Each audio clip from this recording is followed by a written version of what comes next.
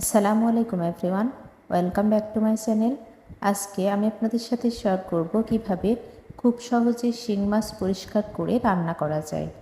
আমি অলরেডি ছাদে চলে এসেছি।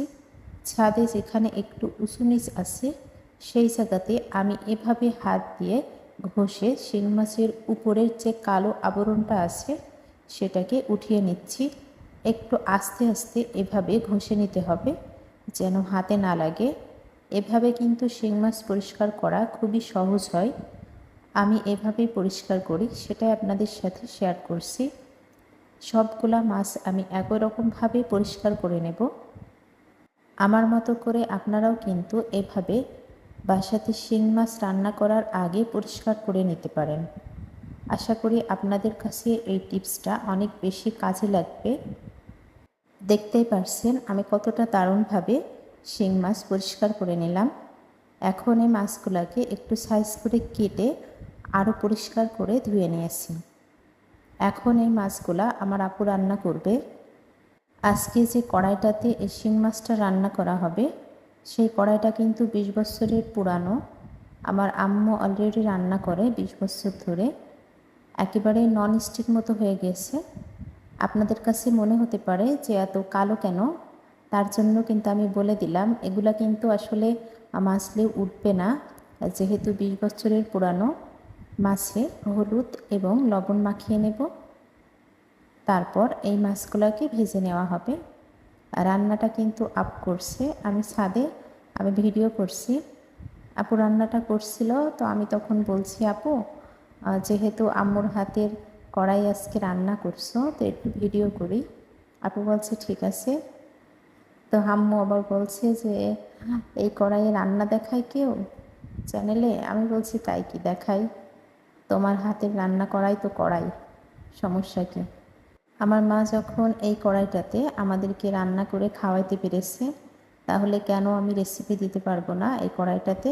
আমি মনে করি এটা অনেক দামি কড়াই আমার কাছে। মাছগুলো কিন্তু কথা বলতে বলতে আপু ভেজে নিয়েছে। এখন এই গরম তেলে প্রথমে পেঁয়াজ কুচি দিয়ে নিল। পেঁয়াজ কুচিটা একটু হালকাভাবে নাড়া দিয়ে নিল। এবার আস্তে আস্তে সবগুলো উপকরণ দিয়ে নেবে। আমার আপু এভাবে শিং মাছ রান্না করে, খেতে কিন্তু অনেক মজা হয়। স্বাদ মতো লবণ দিয়ে দিচ্ছে, তারপর 1 চা চামচের থেকেও একটু কম হলুদ গুঁড়া দিয়ে দিল। এবার মরিচের গুঁড়াটা দিয়ে দেবে, আপনারা আপনাদের পছন্দ অনুযায়ী মরিচের গুঁড়াটা দিয়ে নিতে পারেন। এরপর সে একটু পানি দিয়ে দিয়েছে, কারণ মশলাটা যাতে পুড়ে না যায়, যেহেতু শুকনা উপকরণ দেওয়া হয়েছে তার জন্য। খুব ভালোভাবে একটু নেড়ে দিল। এবার যে বাকি উপকরণগুলো আছে সেইগুলো দিয়ে নেবে। 1/2 চা চামচ পরিমাণ জিরা গুঁড়া, 1/2 চা চামচ পরিমাণ ধনিয়া গুঁড়া, আর সামান্য একটু মেথি গুঁড়া দিয়ে দেবে। এই মেথি গুঁড়াটা দিলে এই মাছ রান্নার যে ঝোল সেটা কিন্তু খেতে বেশ ভালো লাগে, একটা সুন্দর ফ্লেভার আসে। আপনারা অবশ্যই এভাবে শিং মাছ রান্না করে খেয়ে দেখতে পারেন। আজকে একটু ঝোল ঝোল হবে, আমি বলেছি আপু একটু ঝোল রাখবা। সবসময় আসলে ভুনা খেতে ভালো লাগে না, আর শিং মাছের ঝোল খেতে ভালোই লাগে আমার কাছে বেশ। মশলা কষানো হয়ে গেছে, এখন আমার আপু ভেজে রাখা মাছগুলা দিয়ে দিল। আমার আপু যখন শিং মাছ রান্না করে তখন কিন্তু সবসময় একটু বেশি ভেজে নেয়। আপু বলে যে বেশি না ভাজলে শিং মাছ খেতে মজা লাগে না। মশলার সাথে জাস্ট 1 মিনিটের মতো একটু কষিয়ে নেবে, খুব বেশি কষাবে না, তাহলে মাছগুলা ভেঙে যেতে পারে।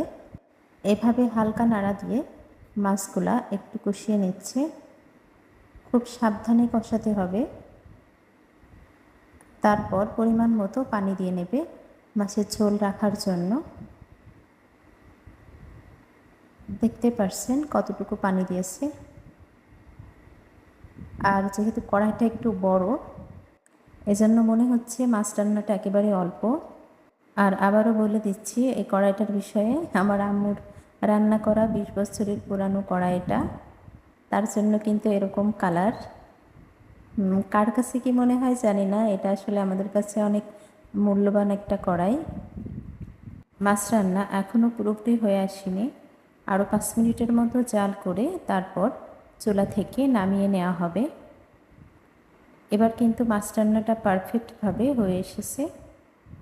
এখন আলতোভাবে একটু নাড়া দিয়ে তারপর চুলা থেকে নামিয়ে নেবে। আসলে আজকে ভিডিওটা রেসিপিটা দেওয়ার মূল উদ্দেশ্যই ছিল আমার এই কড়াইটাকে ক্যামেরা বন্দি করা। তার জন্য কিন্তু আপনাদের মাঝে খুবই সিম্পল একটা রেসিপি শেয়ার করলাম, আর খুবই সিম্পলভাবে রান্না করে নেওয়া হয়েছে।